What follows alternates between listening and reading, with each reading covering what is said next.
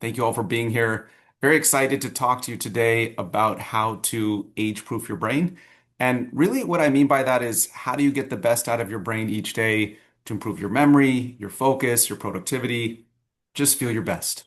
But also, how do you protect your brain down the road? So, we will talk about Alzheimer's and dementia today, of course, a very serious and intense subject.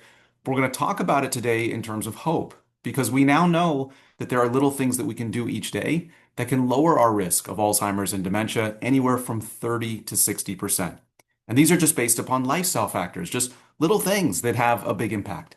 And the same little things that can protect our brain down the road, well, they can allow us to feel our best today. So there's a dual benefit.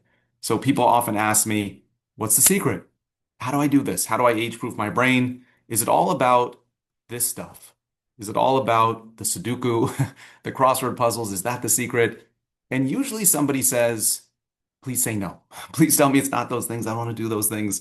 So even though we hear about crossword puzzles and Sudoku when it comes to brain health, they're really not the big impact. Now, if you enjoy doing them, keep doing them. They can help a little bit, but not the big impact.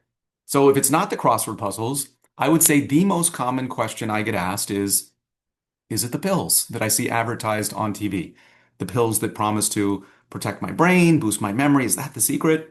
Well, I was giving a talk not too long ago. Somebody came up to me. They said, I ordered those pills off of the commercial, and I have to tell you, they're really improving my memory. I said, that's interesting. What's the name of the pill? And the person said, I don't remember. So that sums up the magic pills. It's not a magic pill. It's not a crossword puzzle. Instead, I like to say it's some surprising things that really make a difference. And I use the word surprising because some of the things we're going to talk about today, they're actually not happening directly in your brain, but they impact your brain. And also, some of the things we're going to talk about today are surprisingly simple. But that's what we're looking for. Simple things rooted in science that actually make a difference. And we're living in a time where there is so much information on brain health and wellness and longevity. There's TikTok and Instagram and podcasts. There's never been so much misinformation. So what we're going to focus on today is what is scientifically accurate, what actually makes a difference. Today is going to be all about take-home tips. But before we get there, I do just want to take a moment and ask you this question. How old is your brain? And what we're really talking about here is brain age. And it turns out that the age of someone's brain can provide us some insights into how protected their brain is, how healthy it is. But it turns out that your brain has two ages: the number of years you've been on this planet and how old is your brain really. You see, your brain can be older or younger than your actual age. And really what we want to do is we just want to keep our brain younger than our actual age. That's how we protect it, so we get the most out of it. And as we get just a little bit older, our brain can start to shrink. And as you can imagine, a shrinking brain can devastate memory, focus, productivity, how you feel, and long-term brain health. But what we clearly see now is that this doesn't need to happen. We can significantly slow this process down. So really what we want is we really just want a full, plump brain. That's how we protect it. That's how we get the most out of it. So one of the most powerful things we can do for short-term and long-term brain health is actually optimize our sleep. And it turns out it's not just the number of hours of sleep that you're getting, it's how good are those hours, how effective are they?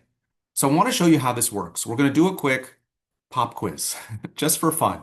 So take a look at these words here: cottage, Swiss, and cake.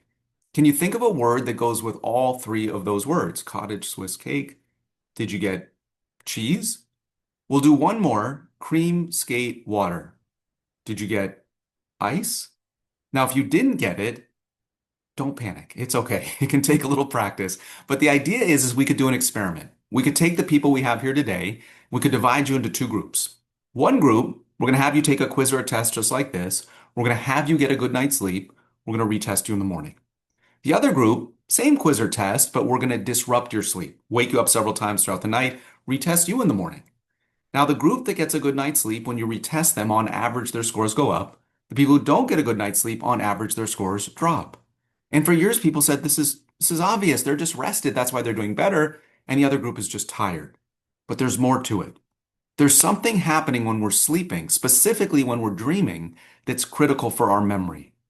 And a key part of this is actually learning something new. You see, when you learn something new during the day, Imagine some of your 80 billion brain cells reaching out and making a new connection. Now, that connection is like exercise for your brain cells, and that connection houses or stores the memory of whatever it is that you just learned. But tonight, when you go to sleep while you're dreaming, your brain is going to find every new connection for every new thing you learned today, and it's going to run electricity over those connections, making them stronger, making them stick. So if we don't get a good night's sleep tonight, we just won't remember the things we learned today nearly as well because we miss out on that memory strengthening process. And just to highlight the importance of this, we now know that one of our big risk factors for dementia, for memory loss, is sleep apnea. In fact, individuals with untreated sleep apnea on average lose their memory about 10 years before people who don't have sleep apnea.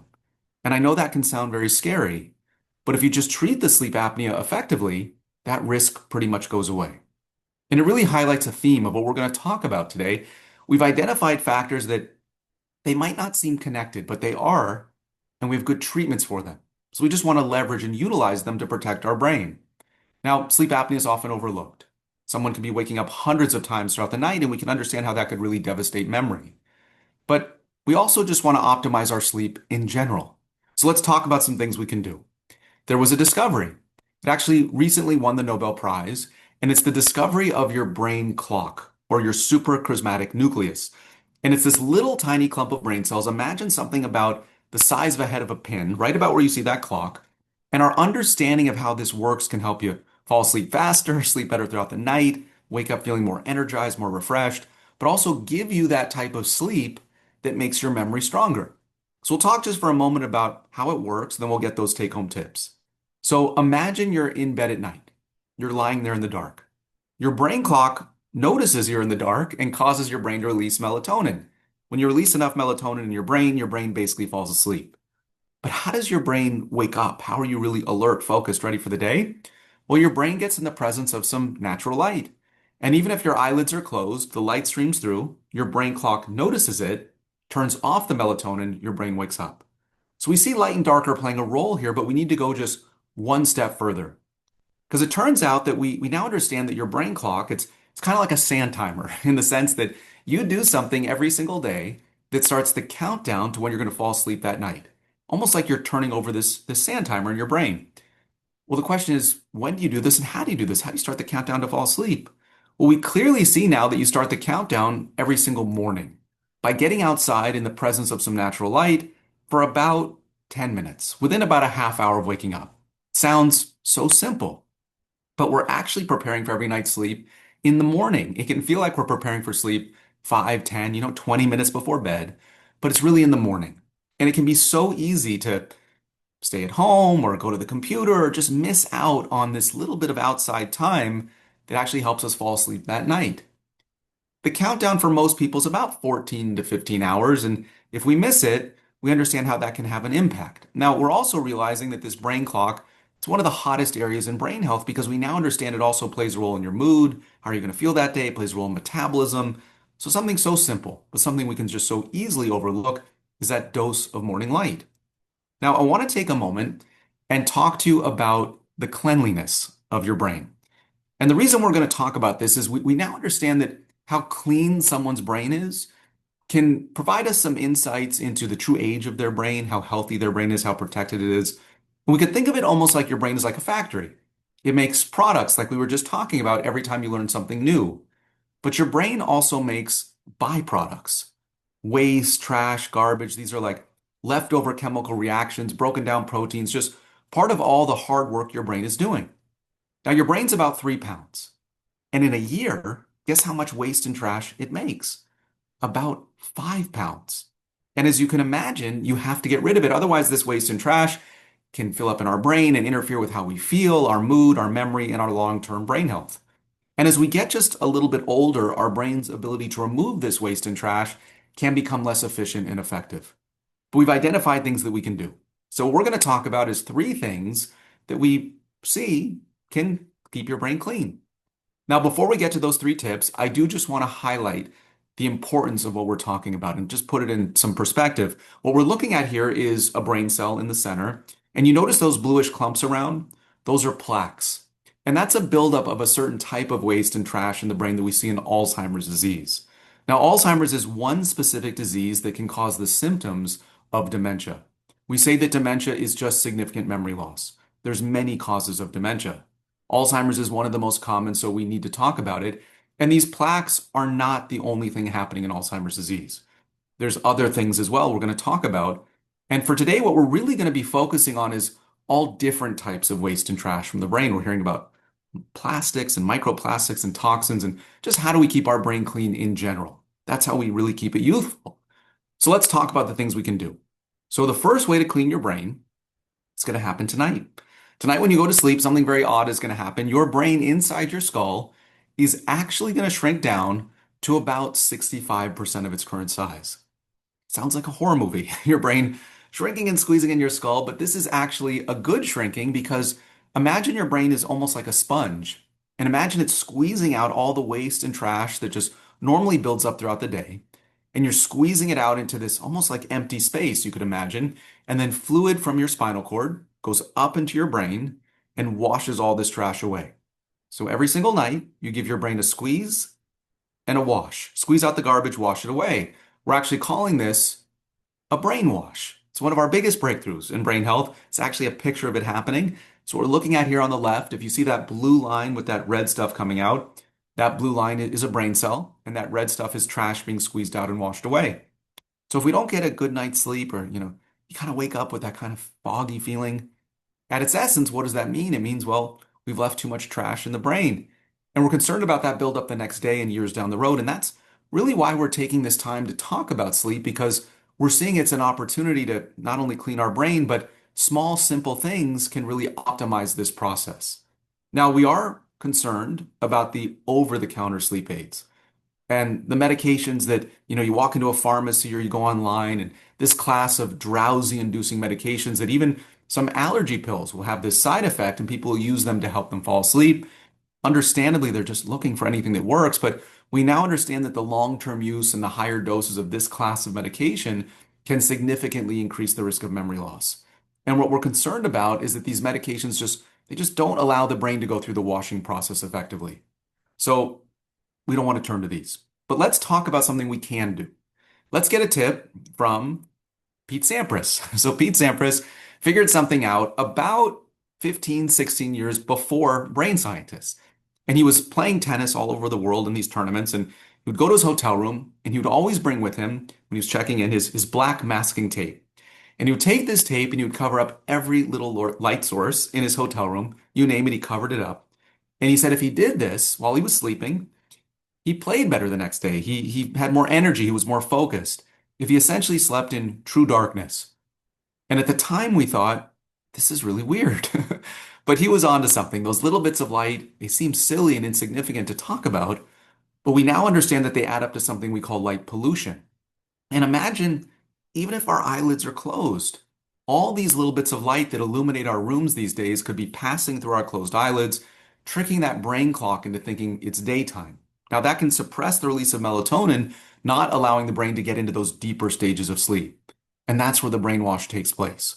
So we're really just connecting the dots again on something that seems so small, but can have an impact on the quality of our sleep and thus the quality of the washing process.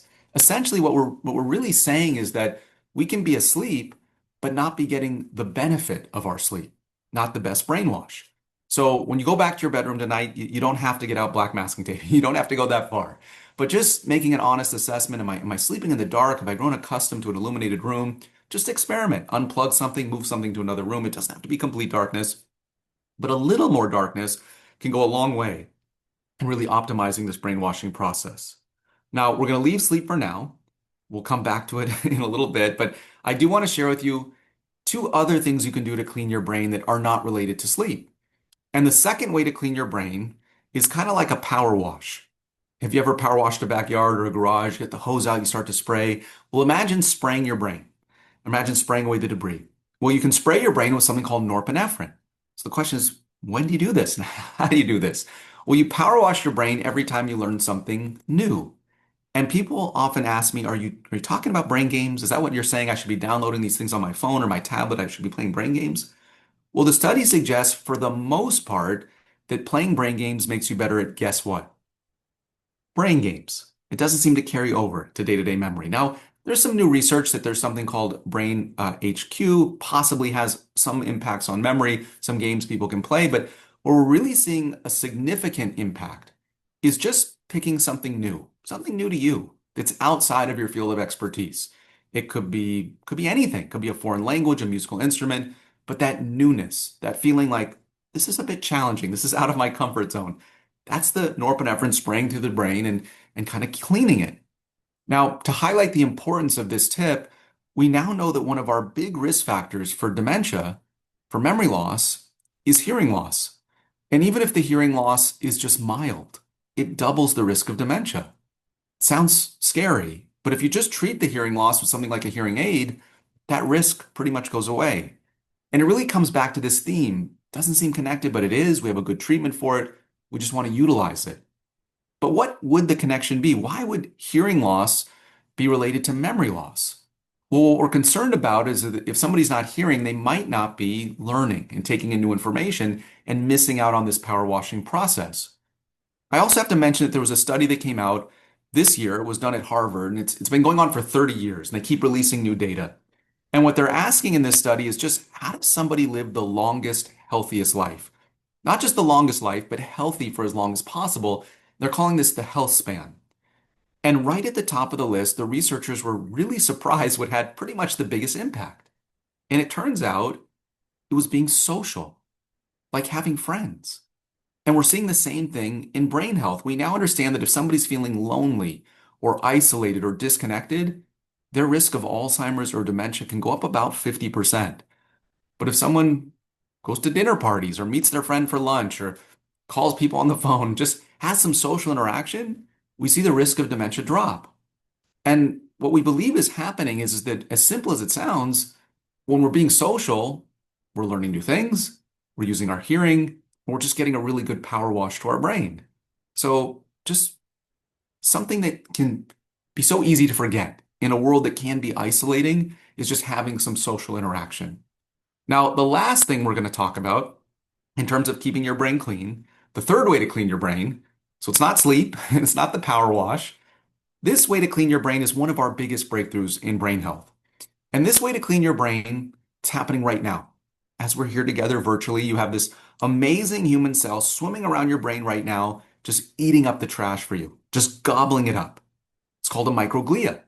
Now, these microglia, they don't look like that, but it's hard to get a picture of a microglia. So imagine you're looking in a fish tank. You see the bottom feeder. Well, you have something very similar to this in your brain in the sense that you have something swimming around eating up the waste. The problem is these microglia in our brain get confused. And instead of eating up the trash and the garbage, what do you think they start to eat? The good stuff, the healthy brain cells. And that's when we see devastation to memory.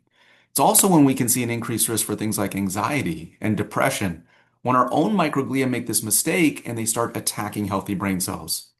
So what we're going to talk about for a couple moments is just how do we keep this from happening? How do we keep these microglia focused so they just do their job, just eat the trash and the garbage, don't get confused? So we now understand that this is very much related to inflammation. And it's the inflammation that could be happening from the neck down. And we could think of inflammation almost like a fire. There could be a fire in our joints or our gut or our heart. And imagine that inflammation could start to spread. It could get into the bloodstream and it could travel. And eventually that inflammation could make its way to the brain. And inflammation in the brain can trick those microglia into thinking and going into attack mode and damaging healthy brain cells. So essentially what we're saying is any inflammation from the neck down, if we think of it like a fire, we want to put the fire out. No smoldering fires. Now, thankfully, we have such good treatments for inflammation these days. We just want to utilize them. But we also just want to know if we have inflammation present. So the next time you're once or twice your doctor's appointment, ask about the CRP blood test. It stands for C-reactive protein. It's mainstream medicine, but sometimes we have to ask for these tests, and they're just being used more and more in brain health because this will measure inflammation in the blood that could be making its way to the brain. And we're seeing all this interesting data now that is showing us that one of our big risk factors for developing memory loss, even before the age of 65, is a high CRP blood test.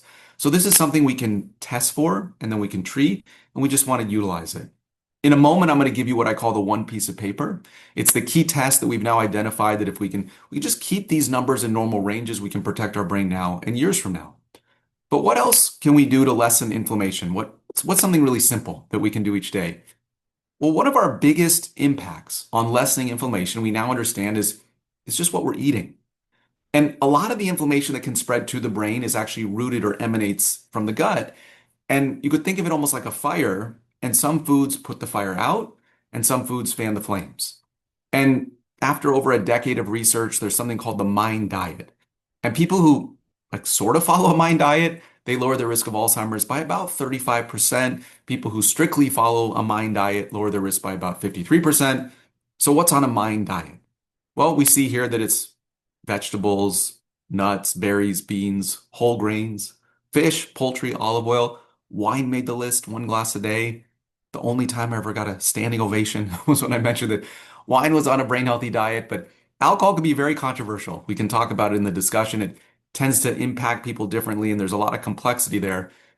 And I don't want people to look at this and think, "Oh, I should start drinking for my brain health." That's that's not the message. But there is one thing from this study that these studies that we really do want to pull out because we're seeing it over and over again. And it's that this diet is high in fiber. And we're seeing evidence now that if somebody can get about 25 to 35 grams of fiber in a day, they not only helps lessen the inflammation in their gut, but they get better deep sleep that night, which is a better brainwash. And it's interesting to think about this connection between our gut and our brain and how foods that we're eating can optimize the brainwashing process. We're always looking for leverage points that we can utilize. Now, what percentage of our population do you think is getting 25 to 35 grams of fiber a day? It's less than 5%. So we're just saying this is an opportunity we don't have to take anything away. We can just add a couple things to our plate. Doesn't have to be, major changes, but even, finding some things that have fiber. And diets individualized. People find what works for them, but things like nuts, berries, beans, whole grains, and just adding those things can be optimizing brain health, sleep, and gut health. But let me ask you this question. Have you had this moment? Have you gone to the refrigerator? Have you opened the door? And have you asked yourself, why am I standing here? Or you meet someone, you say, I'm going to remember their name. I'm going to do it. They tell you their name, and what happens? It just disappears. Where did I put my phone? Where did I put my keys? What was I just doing a moment ago? These are all normal. Now, if they're happening with increased frequency, we want to get on top of it because there's things that we can do. We're just no longer at the point where we were saying there's nothing we can do. And I want to share with you something really simple that we can utilize that can help us just remember things day to day memory. And it really relates to this part of your brain. This is your hippocampus. And I know this is gross. I'm sorry if you're eating lunch right now or even breakfast, depending upon where you are in the country. But the idea is that this is basically your short-term memory. And when you learn something new, the information goes to this part of your brain and it waits there for about 7 to 10 seconds. And in that time, the rest of your brain decides, is this information worth it? Or is this a complete waste of my time? If it's worth it, the information leaves this kind of waiting room to your brain. You send it off to other parts of your brain where you're likely going to remember it. If it's not worth it, what do you think you do? You throw it away. We like to think our brain wants to remember. Our brain just wants to forget. There's just too much going on. And our brain evolved to have this filtering step so our brain doesn't just fill up with useless stuff. So the next time you're standing at the refrigerator and you're asking yourself, why am I standing here? What do we really want to ask? What happened in the last 7 to 10 seconds? Did you get an email, a phone call, a text message? Did somebody call your name? We're just living in a world where there is so much distraction and interruption. And if we're distracted in those critical 7 to 10 seconds, our brain just throws the information away. So something that's really simple and highly effective is just in those moments that you want to remember something, just say, I'm not going to multitask. I'm going to just focus on this for an extra 7 to 10 seconds. I'm going to convince my brain this is worth it. In fact, I'm going to give you my silliest tip of the day, but it's rooted in brain science. If you want to remember someone's name and you don't want it to just disappear into thin air, right after they tell you their name, imagine writing their name on their forehead. Why does that silly trick work? Well, it takes a few extra seconds. Your brain goes, oh, this must be important. I'm focusing on it. Leaves the hippocampus, goes to long-term memory. Sometimes a few extra seconds in a world with email, text, Slack, and multitasking can go a long way. Okay, Now we're getting near our time for some Q&A and discussion, and but there's a couple points we can't leave this talk without mentioning. I want to just spend a couple moments talking about the hippocampus because this is the part of the brain that really shrinks in Alzheimer's, dementia, it also shrinks in depression, really devastating memory. But we see that there's things that we can do that can almost like take this part of the brain to the gym. Imagine like pumping it up, make it bigger and stronger so we can really help our memory. Let's talk about the things we can do. So, what do you think is the impact of stress on your brain and on your hippocampus in general? Well, we've been told that stress is the enemy, it's the worst thing for our brain, but there's a big surprise in the research. Stress is one of the best things for your brain. And you might be saying, well, then I'm set. But there's a twist. And the twist is the stress has to be manageable and you have to take a break from it. So stress is cortisol. And a moment of stress, a burst of stress, something on your to-do list, something you want to get done, that stress or cortisol hitting your brain is one of the only things we know of that keeps your brain full and plump. Actually slows down the aging process. But if it's too much cortisol and we don't take a break from it, that same stress can shrink the brain, damaging memory. So really, we want some stress. We just want to take a break from it. So how do we do that in a world where there is so much stress coming at us from every possible direction these days? Well, that is where mindfulness has gone from a new age, mystical, eye-rolling idea to mainstream medicine. And this is the point where I usually lose some people. And I want to share with you that if you have no interest in mindfulness, that's okay. But I want to share with you just for a moment why we take this so seriously. And even if you have no interest in this, how you can take something from this that can be highly protective for your brain. So, why do we care about mindfulness? Well, when we start looking at the brain scans, we notice that if somebody practices mindfulness for a couple minutes a day, and they've never done it before, and they start doing it, a couple minutes a day for a few weeks to a few months, start taking pictures of their brain starts to change. That hippocampus that we were just talking about, the memory part of the brain gets bigger and stronger. We see people do better on memory tests. But also remember those microglia we were talking about? We have really interesting new research that's showing us that they tend to do a better job when somebody is practicing mindfulness. They don't make as many mistakes. They just focus on the waste and the trash. And also there's a part of your brain right here behind your forehead called your prefrontal cortex. That's the not only the focus part of your brain that allows you to pay attention and focus, but it's also the part of the brain that turns off stress, worry, anxiety, anger, so we can just take a break from those emotions when we need to. So, what is mindfulness? Well, in brain science, it's really just being in the present moment. And if you think about it, oftentimes our stress is thinking about the past or something that might happen in the future. So scientists said, okay, how do we get people in the present moment? What can we do? If that's where stress levels actually tend to drop, what about a breathing exercise? So they took people who have never practiced mindfulness and they taught them this. We'll do it for 5 seconds just to see what they did. When I say breathing calmness, breathe in through your nose. When I say breathe out anxiety, breathe out through your mouth. We'll just try one. Breathe in calmness, breathe out anxiety. We'll try just one more. Just focus on the breath going in your nose and out of your mouth because that's really what's just putting us in the present moment. Breathe in calmness, breathe out anxiety. That's pretty much what they do in these studies, and they see those benefits, better memory, better stress management, better clearing of waste and trash from the brain. And some people say to me, but doing a breathing exercise, that's like the most stressful thing I can imagine doing. And I understand. But what's nice is you could pretty much do this anywhere, anytime, a moment here, a moment there when stress levels are rising. You don't need to do mindfulness at the beach or a lake. The sun does not need to be setting, and you don't need to wear spandex. It can be very simple. And if you're looking for something even simpler, the studies are pouring in that just being in the presence of nature for like 10 minutes and stress levels just drop. There's something about a little bit of green time. It doesn't have to be a national park. It could be a parking lot with a little bit of greenery, just brings stress levels down. In fact, they did a study in Japan where they found that if people just stared at a plant on their desk, at home, at work for 2 minutes, and stress levels just dropped. So again, we're looking for anything that works. We now know stress can be brought down with a little bit of nature. Last 3 points, then we'll open it up for some Q&A. This study looked at thousands of people, followed them for 30 years, and just asked the question, what lowers risk for dementia? Now, all the things we talked about are critically important, but there was something that just jumped out of the data. If people did this one thing, they lowered their risk by a staggering 60%. What would that one thing be? Well, it turns out it was getting 30 minutes of walking in a day. Didn't have to all be done at the same time. But 30 minutes of walking a day lowered the risk of dementia by 60%. We now understand the science behind this. When we walk, we release this factor called BDNF, keeps our brain cells full and plump. Exercise. We know it's good, but people often ask, how much exercise do I have to do for my brain, for my memory, for my cognition? What do I need to be doing? Well, if you're like me, and this looks like a complete nightmare situation, I have good news. It does not need to be a marathon or a triathlon. In fact, if you take that 30 minutes of walking, which doesn't even have to all be done at the same time, and you can find about 6 to 10 minutes of getting your heart rate up throughout the day, that has a really powerful brain health benefit. Now, beyond that is great. Cardio, weight training, balance exercises, but we're seeing a lot of protection in 30 minutes of walking, getting our heart rate up for about 6 to 10 minutes. Now, if you want to double it, you can get your heart rate up for about 18 minutes or so. People get better deep sleep that night, a better brain wash. So we're realizing that some small things can have a big impact.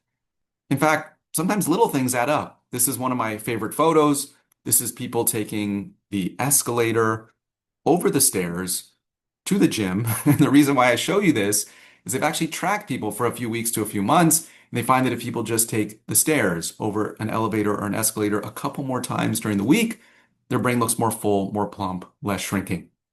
Now, second to last point, one of the most common questions I get asked, understandably, is Alzheimer's disease genetic? Well, we now know that in 95 to 99% of all cases, Alzheimer's disease is not strictly genetic. Genes can play a role, genes can raise risk or lower risk, but they're not our destiny. They're not determinate in 95 to 99% of all cases. Even if we see Alzheimer's disease in families, in almost all cases, it's not just genes. And these little things that seem so small, when we pull them together, we see this significant reduction in protection for our brain health. Now we can take it one step further. Scientists have said, well, what if we don't wait? What if we take people who are healthy now, but they have a genetic risk for Alzheimer's, and we just do like an intervention? We optimize their sleep, we have them learn new things, we put them on a mind diet, we treat underlying conditions, have them be social. The people who do these things versus the people who don't, well, the people who do these things, their test scores go up 25%. Their ability to run their day goes up 83%, and how fast their brain works goes up 150%.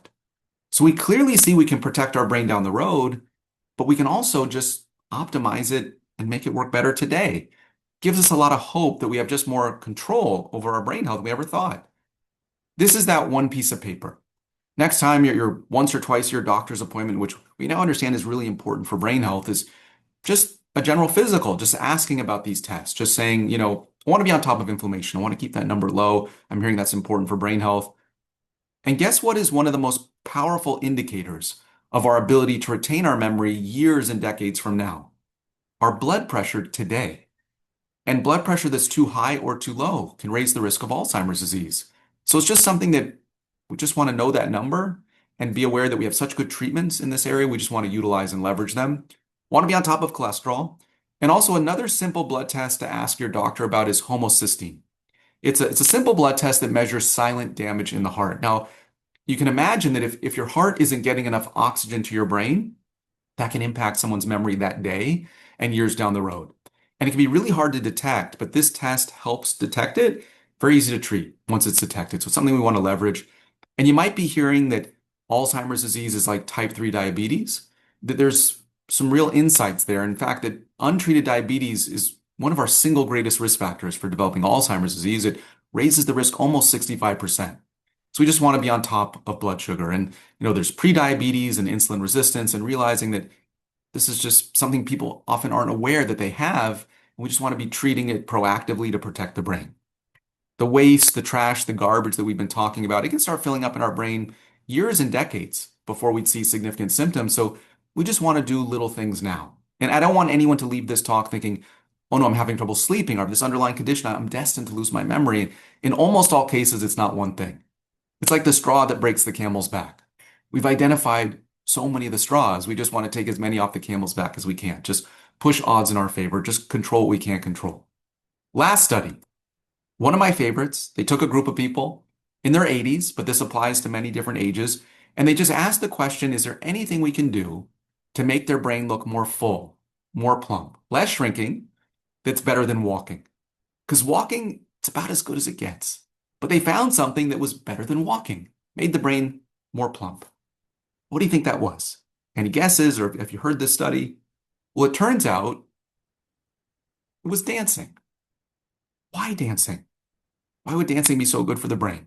Well, if we think about it, dancing is mental. You have to learn new things. It's physical. You have to move. It's stress relief. It's social. It involves hearing, involves music, which is one of the best things for your brain, a bonus tip. It's a lot of things on our list. You might be excited about dancing. You might not be excited about dancing. That's okay. If you don't want to dance, similar studies have found that Tai Chi has very similar benefits. It's mental, physical, social. It's often outdoors. We now know that Tai Chi can be useful for blood pressure treatment. But if you don't want to do Tai Chi and you don't want to dance, that's okay. Similar studies have found that just consider playing a sport a couple times a week. Pickleball is taking over the world, golf, tennis, ping pong, basketball, swimming, anything. Sounds simple, but that's what we're looking for. Simple things that cross off complex modifiable risk factors. And I hope you leave here today with some of the best things you can do for your brain. I appreciate you having me here. I appreciate you being here. I know these aren't easy things to talk about, but we need to talk about them. We're just no longer at the point where we were saying there's nothing we can do. And in all this intense data, we are seeing the importance of singing, dancing, socializing, learning new things, having fun. Again, sounds a bit simple, but one of the most powerful indicators of our ability to retain our memory years and decades from now is our mental health today. And we can get busy.